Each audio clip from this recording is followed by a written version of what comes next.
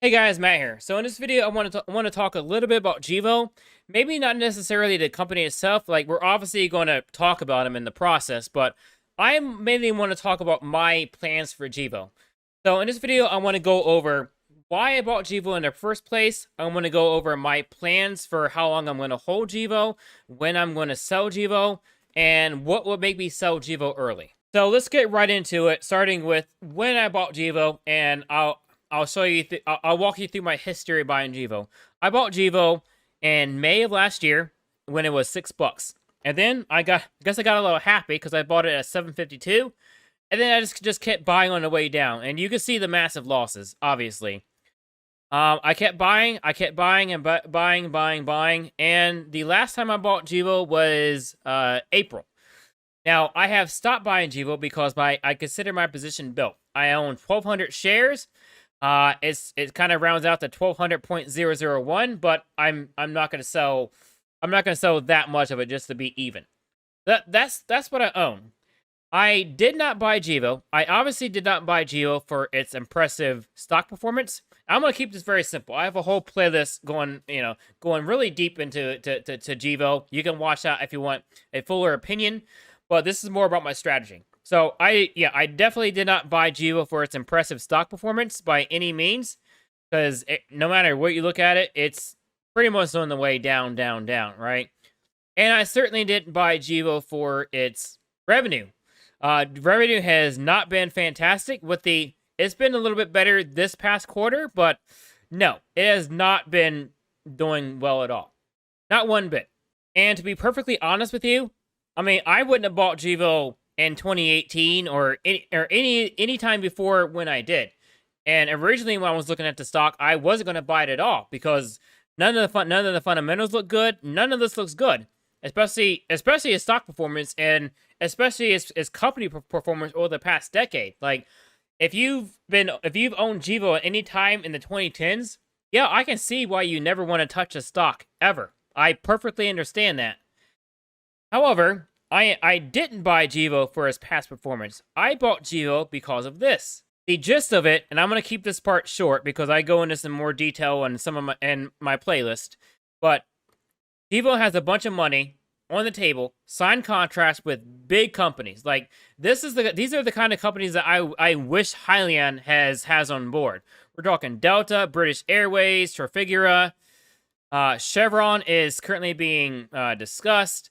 City of Seattle is ready to go. Like these are contracts signed, ready to go, and they're just waiting for Gevo to do their end of the work. Now we'll talk about their end of the work in a second, but all this money is coming along. It's ready. It's ready to go.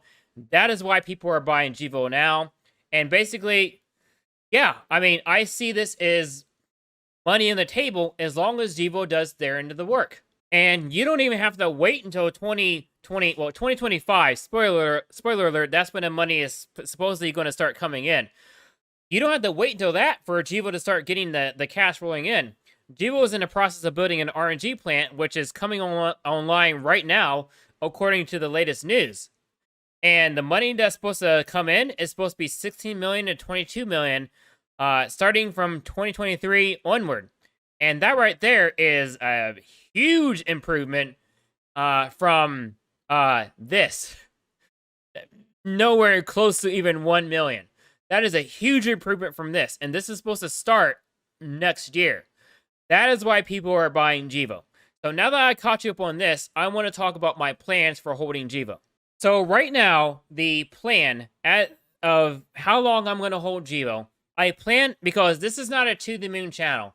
I make a lot of videos on Gevo, but this is not a To The Moon channel. Here I try to take a more tempered approach. My goal, the longest I'm going to hold this stock is 2030. That seems to be Gevo's timeline for reaching 1 billion gallons per year of SAF. That's when they're supposed to get into the most profitable part of their cycle. And the plan is to hold it until then. I'll evaluate my position, and then I'll sell it. Now, that being said, as far as my portfolios, as far as the general strategy for these stocks, I typically try to hold these stocks for at least 5 years. So the long plan is 2030, as long as things go swimmingly well. But as far as my portfolio strategy, I will probably do my first evaluation in 2026, 2027. So that's sort of a soft timeline there. So in other words, I'm not planning on selling Gevo anytime soon. Now, having said that, there are some things that Gevo can do in order to make me sell out of the stocks early.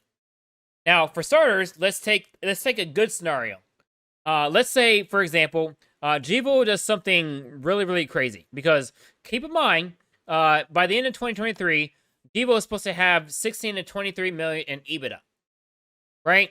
If Gevo goes up for some freak reason to $100 per share, and 20 by this year, now it won't. There's no reason why it would, but if it does go up to there or early 2023, I mean, that's like, what is that, 120,000? That, I mean, at that point, yeah, if it goes up that much, yeah, I'd have to take whatever short-term capital gains. That's a lot of money. I may have to rotate that into some more stable stocks, because yeah, that's a lot. That I would consider that way overvalued. I would sell Gevo if it goes $100 before 2023 ends. That's the good scenario. Now, what would cause me to sell Gevo early? Now, so far, they have not given me a reason to do that. But, I mean, one of the whole selling points on Gevo is that they just need to do their end of the work. Like I said, they've given me no reason to believe that they won't. But, I mean, everything is riding on Gevo to have these projects done on time. Now, originally, Gevo had their net zero plant coming online in 2024. That was soft delayed until 2025. That was brought up on, I think, last earnings call or the earnings call report before. I don't quite remember, but that was brought up. It didn't get there weren't really a whole lot of questions about that in the Q&A, but I noticed it. And so, yeah, it was a bit of a delay. Now, they had a good reason. They're pretty much changing what they're producing with it to SAF from, I think, isobutanol. And I understand that they're going to make a lot more money, so I'm good behind that. However, if this thing gets delayed past 2025, and contracts start getting renegotiated or canceled, that is a huge problem, because that is Gevo's lifeline. Is that these things go through, they do into the work, the contracts get honored, Gevo gets the money. If Gevo doesn't get their work done, if they start reporting delays, that is a huge problem. I would, at that point, no matter what price I'm at, yeah, I would probably have to consider selling Gevo at that point. But like I said, we're nowhere closer to that yet. Another reason that would make me sell would be delaying this RNG plant. Now, this is practically coming online now, so I don't see how they would delay it. But, 2022 is a year of surprises. If they do announce some sudden delays, and those delays are substantial, because one thing I care about with Gevo, or any company that's, I wouldn't say they're pre-revenue, even though they keep trying to say that, is their ability at achieving their own goals. So if something freak happens and they have to delay this significantly, especially at this stage, I may have to rethink my investment. But so far, we are 100% good, and I am very happy with this stock and this company's performance. But anyways, take care, have a great day, and eat your vegetables.